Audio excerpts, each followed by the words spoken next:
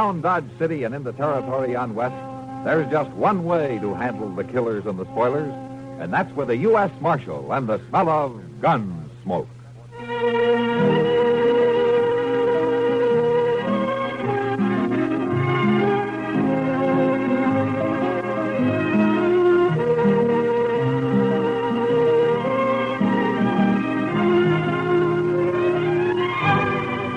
Gunsmoke, starring William Conrad. The story of the violence that moved west with young America. And the story of a man who moved with it. I'm that man. Matt Dillon, United States Marshal. The first man they look for and the last they want to meet. It's a chancy job, and it makes a man watchful. And a little lonely.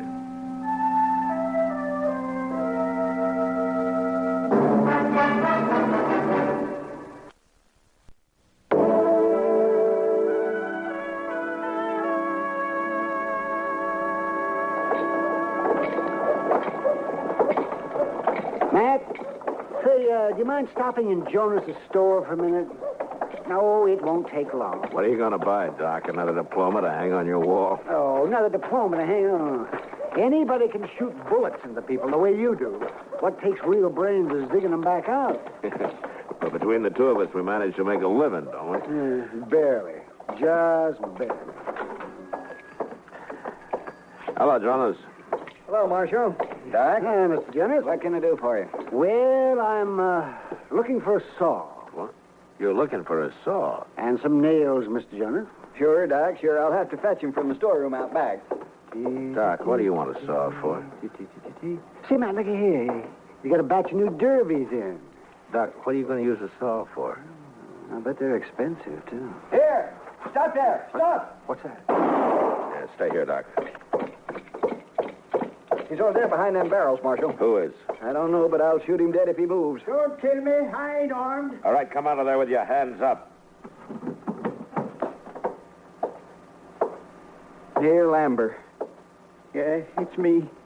I can't believe it, Amber. I was going to pay you later. Pay me later. You're on my books now for over $300. And stealing from me on top of that. Marshal, I want this man arrested. Were you stealing, Amber? No, I never stole nothing in my life. I was going to pay him later. Then what was you doing running off with that sack of seeds? I had to have them seeds, Mr. Jonas. I got to raise something. My wife and I are about to starve out there. Out where, Amber? A little patch of land near Pawnee Wells, north of here, Marshal. Ain't much. We had nothing but bad luck. I've been keeping you going for nearly a year, Amber. This is a fine show of gratitude. Well, how can I pay you unless I raise something? The man's desperate, Mr. Jonas. He owes me money, too, Matt, but I don't hold with stealing to pay off your debt. Well, I'll pay you, Doc. Someday I will. But right now, we got nothing. That's good land up there, Amber. What's been your trouble? Everything, Marshal. First, I raised a little corn. Then Pete Fletcher's cattle busted in and ruined it. And then Mrs. Amber's goats swelled up and died. She had two of them. She always wanted goats. All her life she wanted them. And then some mean devil shot one of my horses. And, I don't know what all, Marshal. We just ain't making out very good. It's still no excuse for thieving, Amber. You throw him into jail, Marshal. Amber, you take your seeds and you go on home. What? You can put them on my bill, Mr. Jonas. You mean you're going to turn him loose?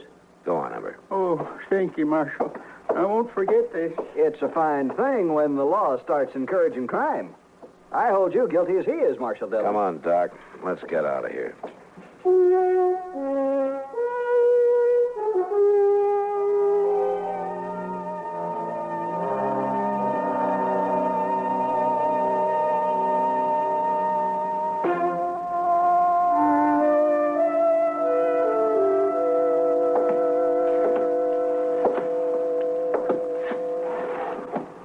You know something, Mr. Dillon? Oh, what, Chester? If the government would maybe cough up a little expense money, I got an idea. No, the government won't even supply me with ammunition, Chester, but go ahead. Well, sir, if we was to buy 2 or 3 buffalo hides and kindly sew them together, we could make a nice rug for this office. And it wouldn't make so much noise with people clomping around all the time. Well, I tell you, Chester, I'll have to take that up with Washington, but in the meantime, you work on some other ideas. All right, sir. I got a whole... Hello, Marshal. Chester? Well, if it ain't Pete Fletcher. Oh, Pete. Marshal, I heard about your refusing to arrest Neil Amber yesterday. Oh? Seems like a lot of people have. I'm a cattleman, Marshal, and I got no use for sodbusters, especially when they don't know when to quit, like them Ambers. There's room enough out there for everybody, Pete. Not for thieves, there ain't. I don't think Amber will try to steal anything again. I come to tell you you're wrong, Marshal. Oh, why? Well, one of my riders, Jim Baird, found a calf in Amber's shed. Been stole, slaughtered, and half skunned. One of your calves? Wearing my brand. Baird standing guard over it right now. Look, Pete, the Ambers are nearly starving. What's one calf to you? Now, is there a law against cattle thieving, Marshal, or ain't there? Yeah, there is. Then you do something about it. All right. I'll ride out and have a look. I want that woman arrested, Marshal. Woman? Well, it happened yesterday while he was in town. And if Mrs. Amber wasn't a woman, I'd have shot her.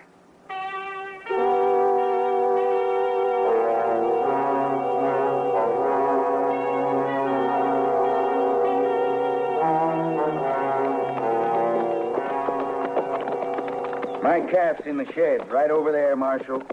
I don't see the Ambers anywhere. I told Baird to make him stay in the house. Now, you had no right to do that, Pete.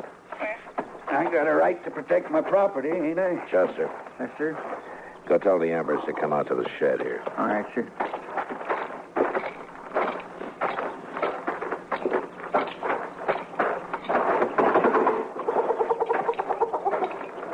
I was thinking you'd never get back, Pete. This is Marshal Dillon, Baird. Where I come from, we hang cow thieves ourselves. Well, it's been done around here, too, Baird. Good. The man that headed the last lynching got 25 years in prison.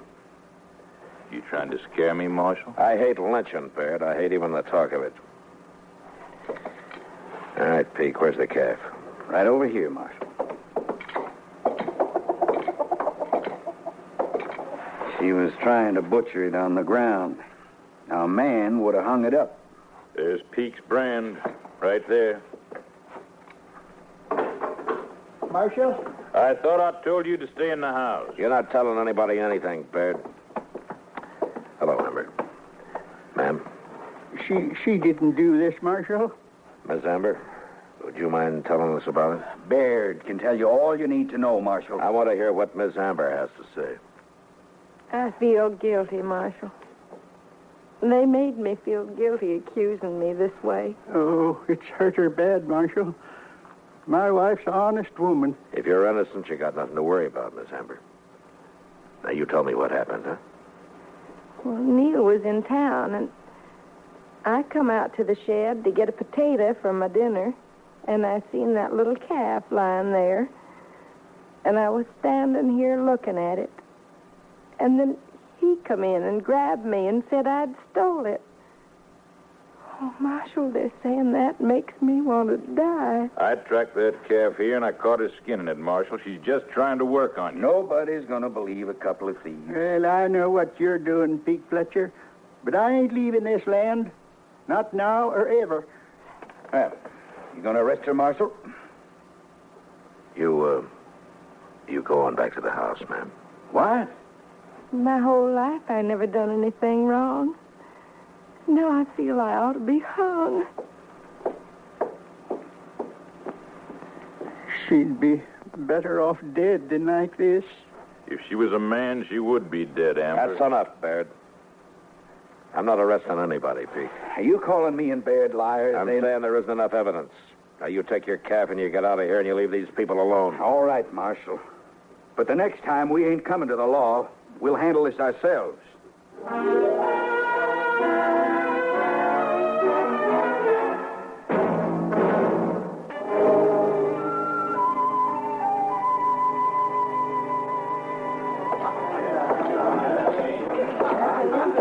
Evening, Matt.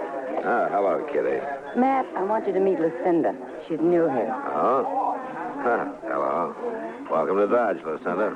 Kitty's told me a lot about you, Marshal. I was hoping you'd come in tonight. Where are you from? Well, I've been in Abilene the past 2 years. Yeah. Abilene. Why, you must know Bill Hickok over there, huh? I sure do. He told me to look you up when I got to Dodge. Said you'd keep me out of trouble. Well, I can't do that, but I'll tell you what, if you ever do get into trouble, you come see me. Thanks, Marshal. Mr. Hickok said Dodge is a lot wilder than Abilene. Is that true? And I don't know, but you'll soon be able to judge for yourself. But I won't be here very long, Marshal. I'm working my way out to California. She's got a man in California, Matt. Oh, well, fine. I hope you make it, Lucinda. Thanks, Marshal. I'll see you later. Sure. She's a nice girl. Yeah, all girls are, Kitty. Look, I just made $50. Yeah. I hope you're not going to put it back in the game. No. I'm through with Phil. I might buy into that poker game a little later, though. Well, you can have Chester's seat in a few minutes. I'm going to put him to work. Chester was telling me about the Ambers, Matt. I feel awful sorry for that poor woman. Yeah, so do I. Kitty, there's nothing I can do about it. You don't think she's guilty, do you? Well, it can't be proven either way. But one way or another, Pete Fletcher's managed to get rid of ever Nestor anywhere near him. Except for the Ambers, huh? Yeah.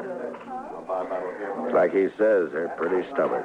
Oh, Matt, isn't this that fella Baird? Oh, yeah. I was kind of hoping he'd broken his neck somewhere. Evening, Marshal. Ma'am? It's Miss, not that it matters. All right, miss. I come by the Amber place today, Marshal. You made a big mistake the other day. Oh, did I? Yeah, you sure did. You remember how Amber kept saying his wife would be better off dead? Well, he's sitting out there now, and he won't even look at you or talk, and the woman ain't nowhere around, Marshal. I think Amber's gone and killed her, that's what.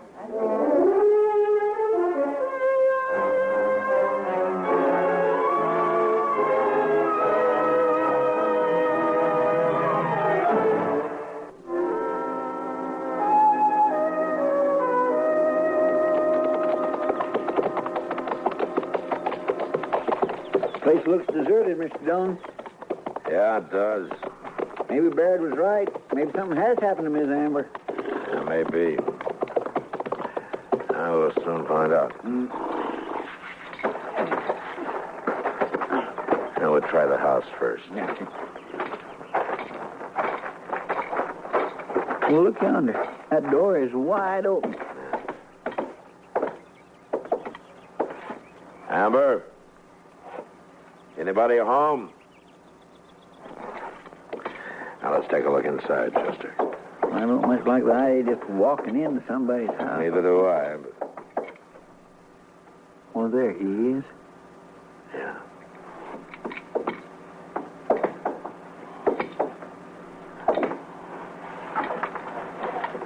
Hello, Amber. You all right? Hello, Marshal. Chester. Well, how long you been sitting here like this? I don't know. Where's Miss Amber? Where's your wife? Why, she went away, Marshal. She went away? Go where? Yeah, she went away. Back east. Home. When did she go? The other day. Did you have an argument with her or something? Is that why she went away? Oh, I loved her, Marshal. She's all I had. Chester, come on outside a minute. Yes, sir. That's Amber's horse down there in the corral. That's the only one he's got. By golly, that's right. I'm going back and try to talk to him. You take a look around. You take a good look around, huh? I understand. But I sure do hope I don't find nothing. Well, if you do, you come in and tell me. All right, sir.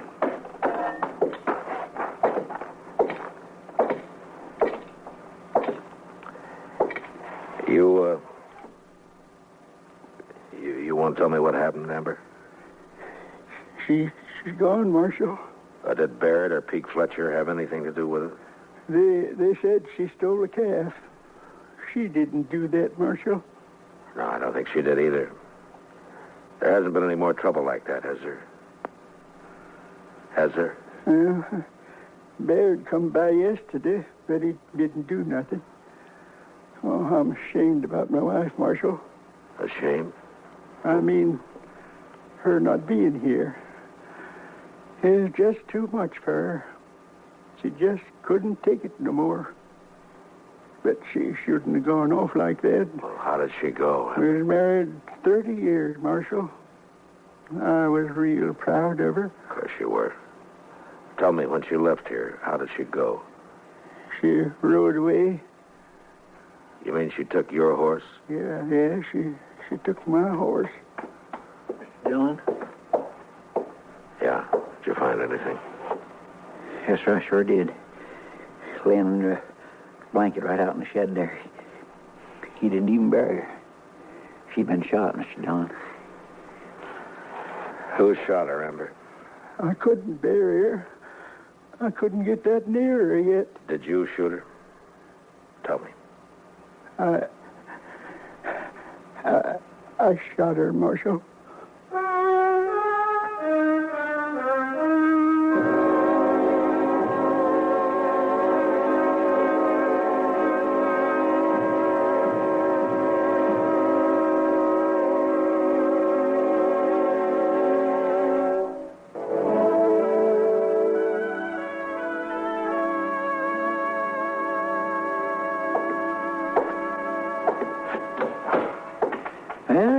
He still won't eat, Mr. Dillon. He's going to die of starvation before they can hang him. He hasn't been tried yet, Chester. Well, no, sir. You keep taking his meals, and he'll eat sooner or later. Hello, Marshal. Hello, Peek. Baird. Guess you'll believe me next time I tell you something, Marshal. What do you want here? When they going to hang Amber? When and if a judge in a court of law says so, Peek. He'll hang. Meantime, I'm going to burn that house and shed of his down before some other nester takes a notion to move into that place. You do that, and I'll throw you in jail. What? You've done enough to Amber. Both you and Baird.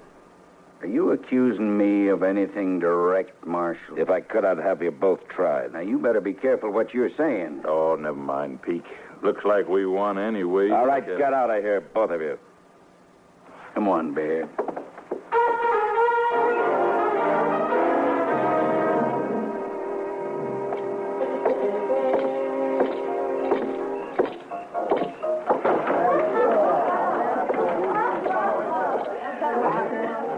Evening, Marshal. What'll it be? Glass of beer, Sam. Sure. Say, Marshal, Yeah. that fella Baird over there has been making a lot of talk about you. Yeah, Peek Fletcher, too, probably, huh? Not like Baird. That's okay, Sam. Well, I thought you ought to know. Thanks. I'll get you beer, Marshal. Mr. Dillon? Yeah, what's the matter, Chester? Neil Amber. He's gone. What? I unlocked his cell to bring him some supper, and then I must have went off and forgot to lock it up again. He took one of our rifles, too. Well, let's go find him. Oh, wait, Mr. Dillon, look. What? There he is. He just come in. Over there by Baird and Pete Fletcher. Yeah, come on. Babe, I'm going to kill you. Hold it, Amber.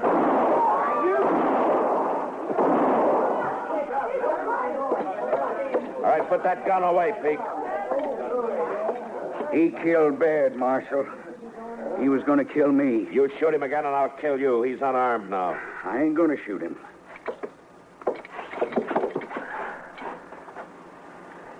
That hit him right in the chest. Go get Doc, Chester. Yes, sir. Amber, Doc will be here in a minute. He can't help me. This is going to save me from hanging, Marshal. That'd have been an even worse disgrace. Worse? Worse than what?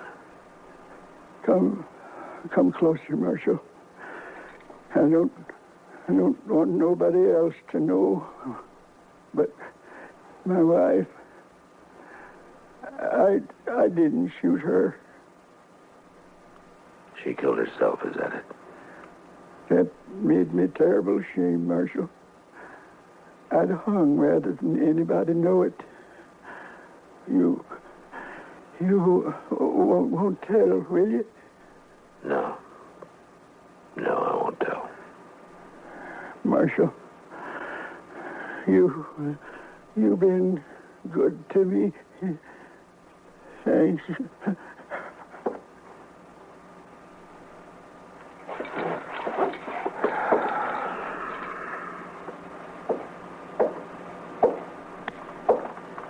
Dead, huh? Well, you ought to thank me, Marshal. Saved the law the expense of a rope. He didn't kill his wife, Peake. What? You did. You were trying to double him off her land, making her look like a thief did it. And I'd see you hung for it if I could.